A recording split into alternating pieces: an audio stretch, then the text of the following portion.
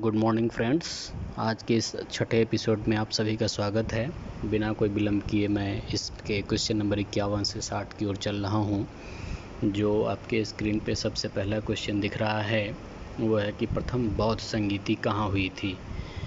4 option है: सारनाथ, बोधगया, राजगृह, बनारस। तो इसमें जो सही आंसर है वो है सी, राजगीर। एक्चुअली बौद्ध संगीति में बुद्ध के उपदेशों को संकलित करने के लिए संगीति का आयोजन हुआ था। संगीति का अर्थ है साथ साथ गाना। इस तरह के 4 संगीति का आयोजन हुआ।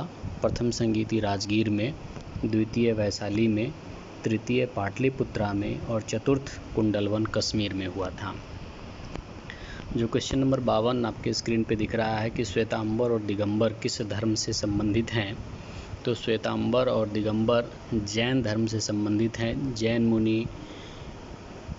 जैन संतों में जब आपस में विभेद हुए, सैद्धांतिक मतभेद हुआ तो वो 2 भागों में बट गए, श्वेतांबर और दिगंबर।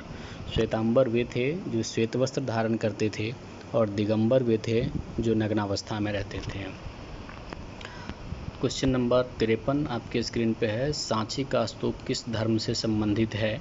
तो सांची का स्तूप बौद्ध धर्म से संबंधित है। इसमें भगवान बुद्ध के अवशेषों को के ऊपर बना हुआ ये है। यह स्तूप मूल रूप से उनके निर्वाण प्राप्ति के बाद का ये प्रतीक होता है। क्वेश्चन नंबर 54 जो आपके स्क्रीन पे दिख रहा है कि शेर शाह ने किस मुग़ल सम्राट को हराया। तो शेर शाह ने मुग़ल सम्राट हुमायूं को हराया था। 1539 के चौसा के युद्ध में हुमायूं को पराजित किया था और उसके बाद दिल्ली की सत्ता पर अफ़गान शासक शेर शाह काबिज हो गया था। क्वेश्चन नंबर 55, जहांगीर का शासनकाल क्या है। तो इसमें 4 ऑप्शन है, जिसमें जो चौथा ऑप्शन है डी, 1605 से 1627, ये सही उत्तर है, क्योंकि 1556 से 1605 ईस्वी तक अकबर का शासनकाल है और अकबर की मृत्यु के बाद ही जहांगीर को राजगद्दी मिली थी, जो 1605 से मृत्यु पर्यंत यानी 1627 ईस्वी तक पद पर बना रहा।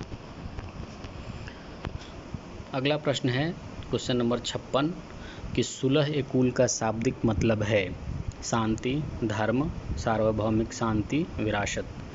ये सुलह-ए-कुल अकबर के द्वारा चलाया गया था, जिसमें विभिन्न धर्मों के सार को एक जगह संकलित करने की कोशिश की गई थी और इसका जो मूल उद्देश्य था कि विभिन्न धर्मों के बीच जो अच्छी चीज़ें हैं उसको स्वीकार किया जाए और इसका जो उद्देश्य था वो था कि सभी संप्रदायों के बीच, सभी धर्म के अनुयायियों के बीच शांति स्थापित रहे। तो मुझे लगता है कि सार्वभौम शांति इसका सही उत्तर होना चाहिए। क्वेश्चन नंबर 57 जो आपके स्क्रीन पे है, 1556 में पानीपत की दूसरी लड़ाई में अकबर ने किसे हराया था। चंगेज़ खान, नादिर शाह, हेमू, बाजीराव। तो इसका जो सही आंसर है वो है सी, हेमू। पानीपत की 3 लड़ाई हुई थी।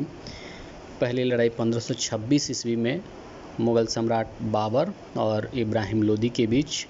दूसरी लड़ाई जो पानीपत की हुई थी वो था 1556 में, जिसके बारे में इस प्रश्न में पूछा जा रहा है, वह अकबर और हेमू के बीच हुआ था। और तीसरी लड़ाई मराठा और अहमद शाह अब्दाली के बीच 1761 ईस्वी में हुआ था।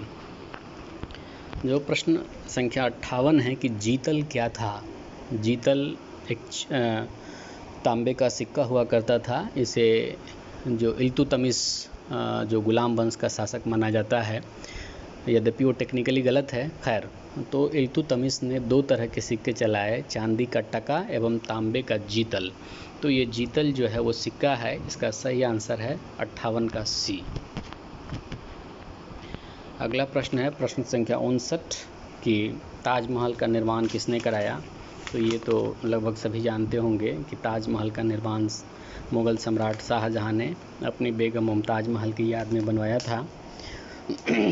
शाहजहाँ का शासनकाल वास्तुकला के लिए स्वर्णकाल भी माना जाता है। उसके दौरान और भी शाहजहाँ ने अपने शासनकाल के दौरान और भी कई इसके वास्तुकला से संबंधित भवनों का निर्माण कराया, जिसमें दिल्ली का लाल किला, जामा मस्जिद, शालीमार बाग, यहाँ तक कि तख्ते ताऊस इसका भी निर्माण शाहजहाँ ने ही अपने कार्यकाल में कराया था।